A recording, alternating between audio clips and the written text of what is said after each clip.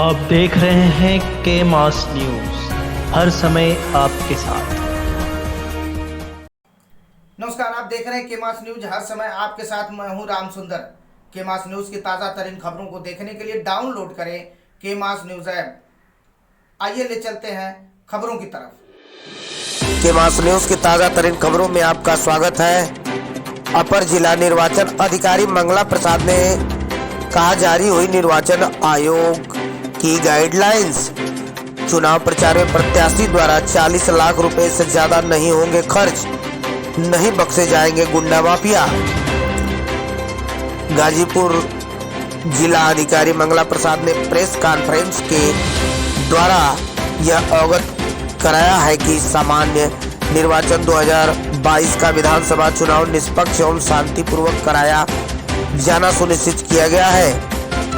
इसके लिए चुनाव आयोग ने सख्त गाइडलाइन जारी किए हैं। इसलिए हमारे जिले में शासन व्यवस्था चुस्त की गई है। हमारे संवाददाता की एक रिपोर्ट। जनपद गाजीपुर में 10 फरवरी को नोटिफिकेशन होगा और 10 फरवरी से 17 फरवरी तक नामांकन होंगे। 18 फरवरी को स्क्रूटनी होगी, 21 तक विड्रॉल हो सकेगा और 7 मार्च को इलेक्शन की तिथि निर्धारित है।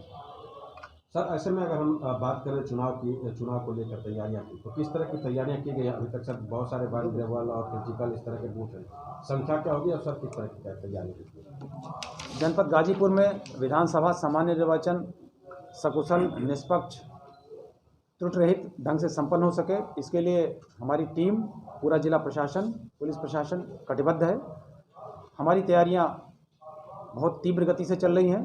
भारत निर्वाचन आयोग की जो गाइडलाइंस है, जो दिशा निर्देश हैं, उसके तहत हम और हमारी पूरी टीमें लगातार मेहनत कर रही हैं, लगातार प्रयास कर रही हैं। हम लोगों के भी टच में हैं। पूरे जनपद के कोने कोने से हमारे पास सूचनाएं आ रही हैं। हम कोशिश कर रहे हैं कि हम और हमारी टीमें इस चुनाव को निष्पक्ष और शांतिपूर्वक संपन्न कराने में सफल हो सकें। इसके लिए हम कोई कोताही नहीं बरतेंगे, न हम गलत करेंगे, न हम किसी को गलत करने देंगे।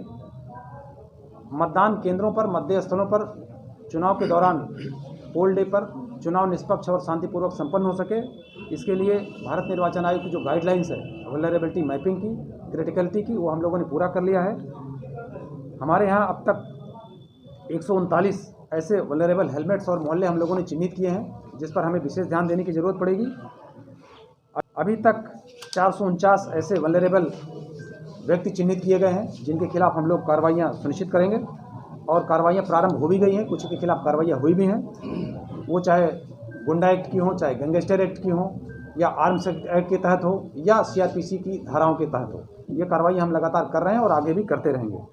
जनपद में 253 सेक्टर मजिस्ट्रेट्स 7 विधानसभाओं में और 25 जोनल मजिस्ट्रेट्स भी तैनात किए जाएंगे। जोनल और सेक्टर मजिस्ट्रेट के साथ साथ जोनल पुलिस ऑफिसर और सेक्टर पुलिस ऑफिसर्स की भी तैनाती होगी।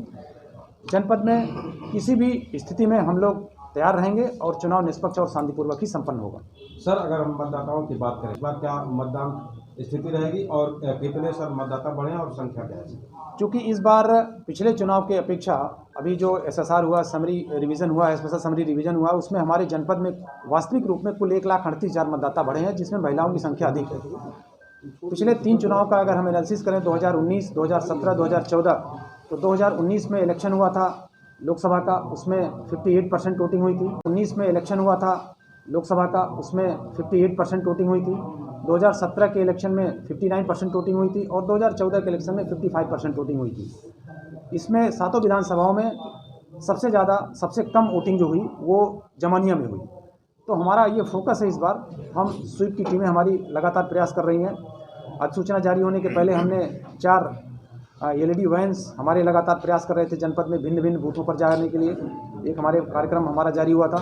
इसके अलावा हमारी EVMs का डिमॉन्स्ट्रेशन टीम लगातार जा रही थी, लोगों को डिमॉन्स्ट्रेट कर रही थी हर विधानसभा मुख्यालय पर और जनपद मुख्यालय पर। हमारा ये प्रयास है कि इस बार मतदान का जो प्रतिशत हो जनपद में, वो 70% से कम न होने पाए, पिछले 3 चुनाव के दृष्टिगत रखते हुए। सर, इस बार आपने एक चीज़ बताई कि ऑनलाइन भी नामांकन होगा। जी, कोई भी व्यक्ति जो चुनाव लड़ने के लिए अपना नामांकन दाखिल करना चाहता है, भारत निर्वाचन आयोग ने इस बार ये सुविधा दी है। सुविधा पोर्टल पर जाकर वो अपना ऑनलाइन नामांकन कर सकते हैं। सर, आचार संहिता को उल्लंघन करने वाले अराजक तत्वों के लिए किस तरह की कार्रवाई जिला प्रशासन करेगा? नोटिफिकेशन 8 जनवरी को हो चुका है और भारत निर्वाचन आयोग की नोटिफिकेशन के पश्चात जनपद में आदर्श आचार संहिता प्रभावी हो गई है। मैं सभी से अपील करूंगा, सभी से अनुरोध करूंगा कि आदर्श आचार संहिता का पूर्णतः पालन करें। कोई ऐसा कार्य न करें जिससे आदर्श आचार संहिता का उल्लंघन होता हो। फिर भी यदि आदर्श आचार संहिता का उल्लंघन किसी भी लेवल पर हुआ, चाहे सरकारी अधिकारी कर्मचारी ने किया या किसी आम जनमानस ने किया या किसी चुनाव लड़ने वाले कैंडिडेट ने फ्यूचर में किया, तो आदर्श आचार संहिता का उल्लंघन करने वाले किसी भी व्यक्ति, चाहे वो सरकारी हो चाहे गैर सरकारी हो, उसके खिलाफ हम कठोरतम कार्रवाई करेंगे। इसमें कोई हिचक नहीं होनी चाहिए किसी को। अभी तक कितनी कार्रवाइयाँ की गई है सर गैंगस्टर? अभी 5 मुकदमे दर्ज हो चुके हैं जनपद में और लगातार हम और हमारी टीमें, जो हमारे मजिस्ट्रेट्स हैं, जो हमारे पुलिस ऑफिसर्स हैं, लगातार फील्ड में विजिट कर रहे हैं और सबको मोटिवेट कर रहे हैं, सबको सेंसिटाइज कर रहे हैं कि ऐसा कोई कार्य न करें जिसकी वजह से आदर्श आचार संहिता का किसी भी रूप में उल्लंघन होता हो। सर, आपने भी बताया कि महिला स्पेशल बूथ बनाया गया है, किस तरह का है और क्या कार्य होगा इस पर? ऐसे बूथ हमने चिन्हित किए हैं जहां महिला मतदाताओं की संख्या पुरुष मतदाताओं से अधिक है।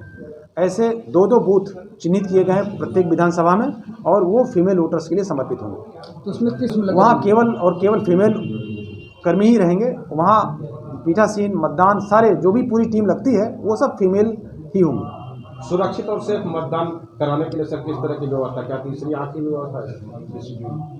हाँ, वेबकास्टिंग भी हम कराने की व्यवस्था बना रहे हैं भारत निर्वाचन आयोग के निर्देश पर। 3040 बूथ हैं।